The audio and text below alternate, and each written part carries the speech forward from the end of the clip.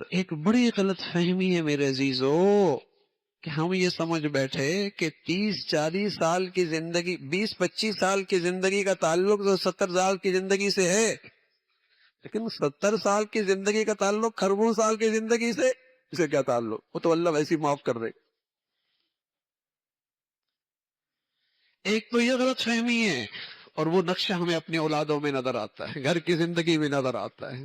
20-25 سال اگر وہ بچہ نہ جائے اسکول کالج میں، بتائیے کیا حال ہوتا ہے،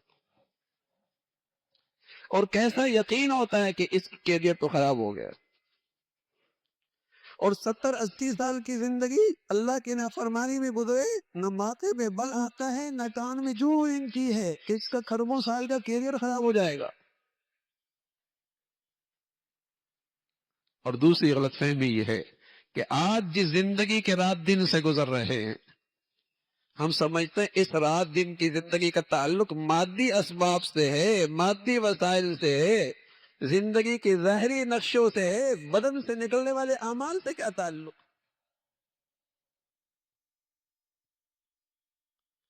اس لیے حالات سنوارنا چاہتے ہیں، حالات کی شکوے شکایت کرتے ہیں، حالات پہ تبصرہ کرتے ہیں، لیکن کہیں غلطی سے بھی یہ خیال نہیں آتا کہ ارے میاں میرے اعمال ہی جو غلط ہو گئے،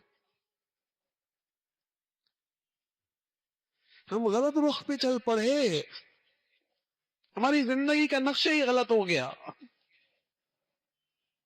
ہماری ترجیحات ہی بدل گئی ہے،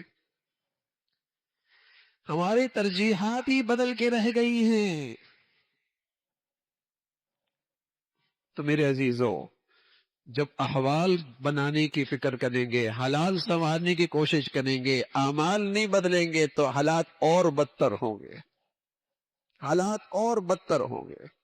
ہاں، حالات سنوارنے کا راستہ اللہ نے جو بتایا ہے اور اللہ کے رسول نے بتایا ہے، اعمال ٹھیک کرنا شروع کر دو،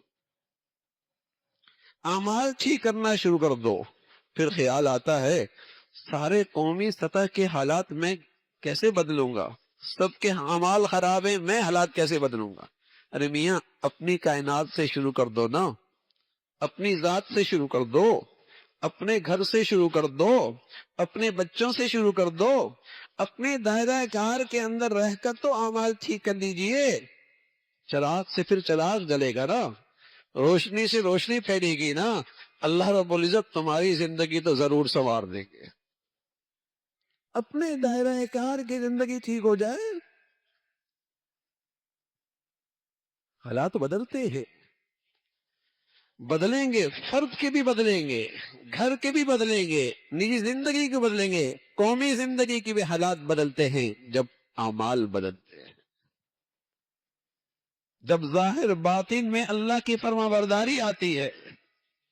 کیا اللہ کا واضح قانون ہے، وَلَوْ أَنَّ أَهْلَ الْقُرَىٰ آمَنُوا وَاتَّقَوْا لَفَتَحْنَا عَلَيْهِمْ بَرَكَاتٍ مِّنَ السَّمَاءِ وَالْأَرْضِ. سبحان اللہ.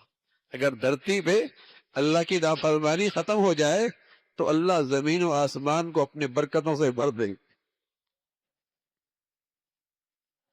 جب دھرتی پہ اللہ کی نافرمانی کی نحوست ختم ہو جائے، رہنے والے اللہ سے نافرمانی کر کے دشمنی مول نہ لیں، پھر دیکھیے اللہ کہتا ہے میں زمین و آسمان کو اپنے برکتوں سے بھر دوں. آپ علیہ الصلوۃ والسلام فرمایا کرتے تھے ان العبد لیحرم الرزق بذنب یصیب، آدمی نافرمانی کرتا ہے تو رزق سے محروم ہو جاتا ہے. آپ کہتے ہیں رزق تو نافرمانوں کے پاس بہت ہوتا ہے، اور اللہ کے نبی کہہ رہے آدمی نافرمانی کرتا تو رزق سے محروم ہو جاتا ہے. مفتی شفیع صاحب رحمۃ اللہ علیہ مفسر قرآن ہیں، بڑے آدمی یہ فرمایا کرتے تھے رزق سے محرومی کا مطلب یہ ہے، یا تو یہ ہوتا ہے کہ رزق چلے ہی جاتا ہے، یا یہ ہوتا ہے کہ رزق کتنا گرا ہو جاتا ہے کہ خرید سے، ہاتھوں سے خریداری سے مشکل ہو جاتی ہے، یا یہ ہوتا ہے رزق تو بہت ہو جاتا ہے لیکن یہ اس کا چوکیدار رہ جاتا ہے، استعمال نہیں کر سکتا، یہ اس کا نوکر رہ جاتا ہے، فائدہ نہیں اٹھا سکتا، صرف سوپ پی سکتا ہے، صرف سوپ پی سکتا، دیکھ سکتا ہے، کھا نہیں سکتا. اس سے فائدہ نہیں اٹھا سکتا. زندگی مال کی چوکیداری میں گزری ہے، ایسی گزر گیا، نہ آخرت بنائی، نہ اس سے لذت ملی، نہ ایمان سنوارا، نہ ایمان کے لحاظ سے بچوں کی تربیت کی، یوں ہی ضائع کر دی زندگی. رزق کے اندر نافرمانی سے یہ نحوست آ جاتی. تو اللہ کے نبی سچ کہہ رہے، نافرمانی سے رزق میں برکت نہیں رہتی، رزق میں خیر نہیں رہتی، نفع نہیں رہتا. دیکھنے میں بہت نظر آتا ہے، جب نافرمانی زندگی سے ختم ہو جائے اللہ اس رزق کو مبارک فرما دیتے، مبارک فرما دیتے ہیں. آدمی اس سے ایمان بھی بچتا ہے، آدمی کی زندگی اصلاح بھی ہوتی ہے، اس کی اولادیں بھی ایمان کی زندگی گزارتے ہیں، اور سب سے بڑھ کر اللہ رب العزت اسے خاتمہ ایمان نصیب فرما دیتے. تو میرے عزیزو، اللہ نے اور اللہ کے رسول نے ایک بڑا علم دیا ہے کہ اس زندگی کا اگلی زندگی سے گہرا تعلق ہے. خربوں سال کا کیریئر بنانا چاہتے ہو، اس زندگی کو اللہ کی نافرمانی پہ، اللہ کی فرما برداری پہ لے آؤ. اور 60-70 سال کی زندگی سنوارنا چاہتے ہو، اس کا تعلق بھی اعمال سے ہے. احوال سنورتے ہیں، اعمال سنورنے سے حالات ٹھیک ہوا کرتے ہیں. اعمال کے ٹھیک ہونے سے جس قدر اعمال انفرادی اجتماعی زندگی کے ٹھیک ہوتے چلے جائیں گے، اللہ حالات بھی سنوارتے رہیں گے. اللہ ہمیں اپنے نبی کی اور اپنے مولا کی بات پہ اعتماد اور یقین نصیب فرما دے، اور اس پر عمل کرنا آسان فرمائے. وآخر دعوانا الحمدللہ رب العالمین.